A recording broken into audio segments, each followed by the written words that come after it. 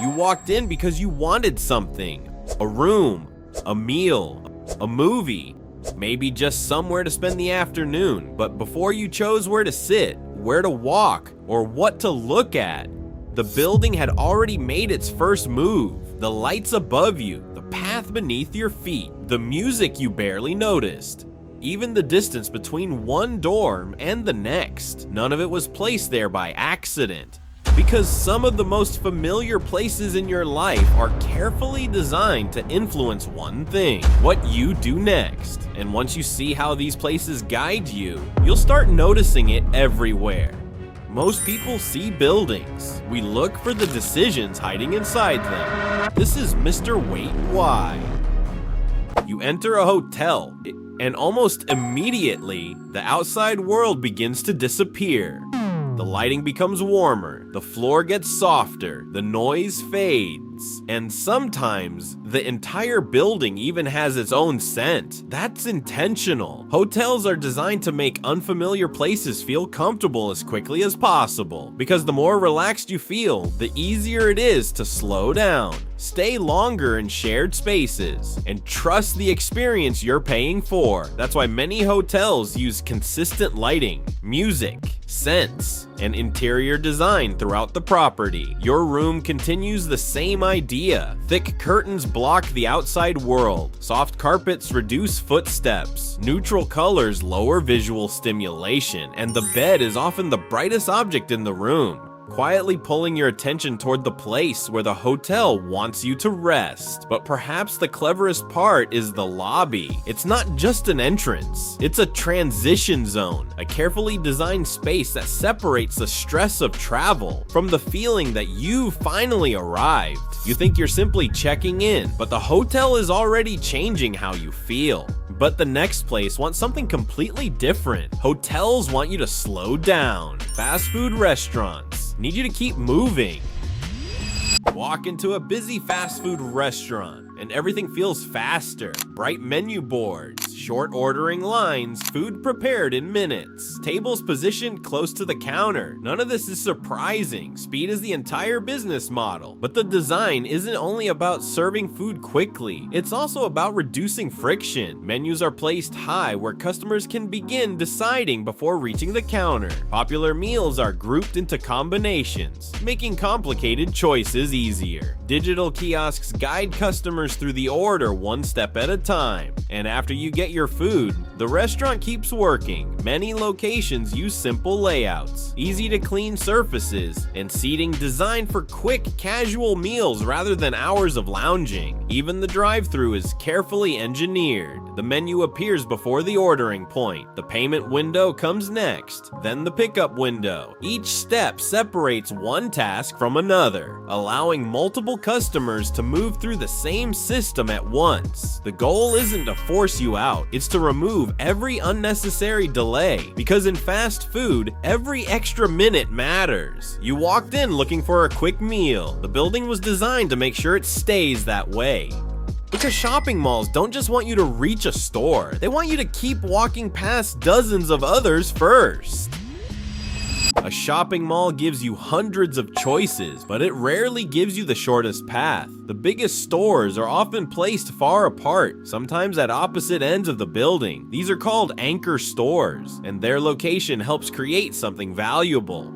Foot traffic. To reach one major store, you may walk past dozens of smaller ones. Then there are the escalators. In many malls, the next escalator isn't directly beside the one you just used. You have to cross part of the floor to keep moving, and every extra step creates another chance to notice a store, a display, or something you never planned to buy. Even the center of the mall is working. Kiosks, temporary displays, seating areas, and food courts give people reasons to stop before continuing. The mall doesn't need to force you into a store. It only needs to keep you moving and keep merchandise in your field of view, because the longer you explore, the more opportunities you have to discover something unexpected. You came to visit one store. The mall was designed to introduce you to 50 more.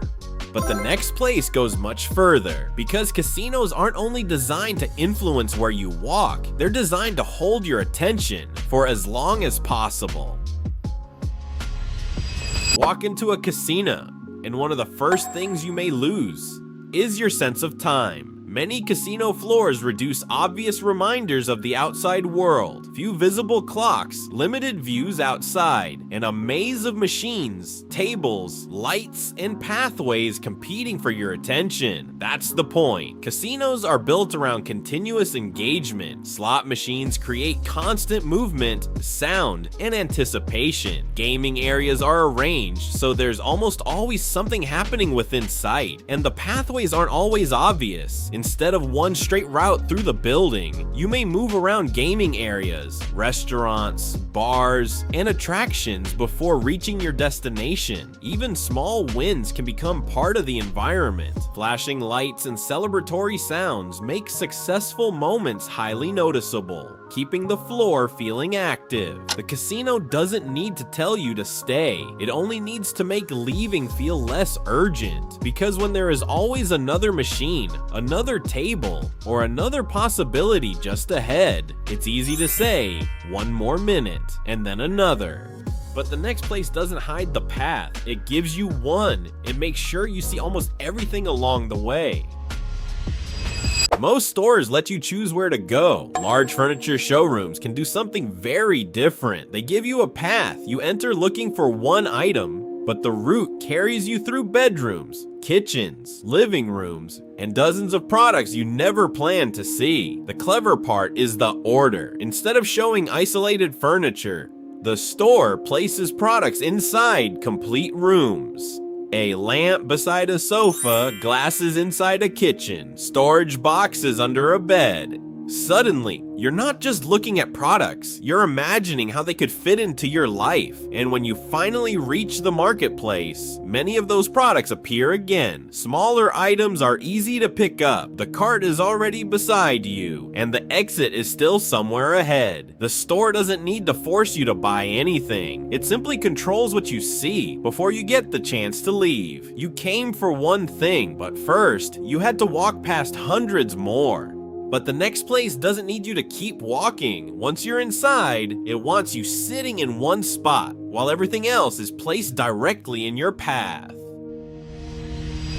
You bought a ticket to watch a movie, but before you reach your seat, the theater has one more stop planned for you, the concession stand. In many cinema, it's placed directly along the route to the auditoriums. Bright menu boards, the smell of popcorn, large displays of drinks and snacks. You don't have to search for them, you have to walk past them. Then the environment changes, the hallway gets darker, the auditorium entrance narrows, and once you're inside, the lights slowly disappear. Your attention is being stripped of distractions. No windows, few reasons to check your surroundings, and almost every seat points toward one thing, the screen. Even the floor is working. Slope seating or stadium-style rows help keep other viewers out of your sightline. The theater guides you through two completely different environments. First, a bright space designed to sell, then a dark space designed to make everything else disappear. You came for the movie, but the building controls what you notice before it even begins.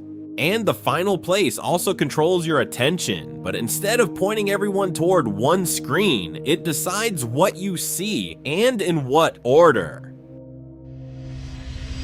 A museum may feel like one of the few places where you can explore freely, but the order in which you see things can completely change the story you understand. That's why exhibitions are carefully arranged. A large object may pull you into the first gallery. Lighting isolates important pieces. Open doorways reveal glimpses of what comes next, and narrow passages can slow you down before a major exhibit appears. Even the empty space matters. Too many objects compete for attention. So museums use distance, lighting, and carefully chosen sightlines to quietly tell you, look here first, then move here, then discover this. Some exhibitions guide you through a clear sequence, others offer multiple paths, but still use architecture and visual cues to influence where visitors naturally move. The goal isn't simply to display objects, it's to control the order in which information reaches you, because the same collection shown in a different sequence, can tell a completely different story. You thought you were choosing what to look at, but someone had already decided what you would see first.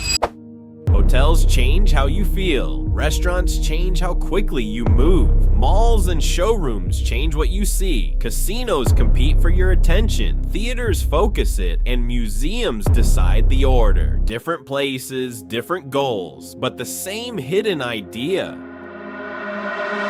The strange thing is, none of these places need to force you to do anything. They simply make some choices easier than others. A path feels natural, a seat feels comfortable, a display catches your attention, an exit feels less urgent, and most of the time, you never notice the design working. That's what makes it effective. Because buildings don't just contain people, they shape how people move, where they look, how long they stay, and sometimes what they do next. So the next time you walk into a familiar place, don't just look at what's around you. Ask yourself, what is this place designed to make me do? And if you think buildings are hiding secrets, wait until you see what ordinary objects were designed to make you do.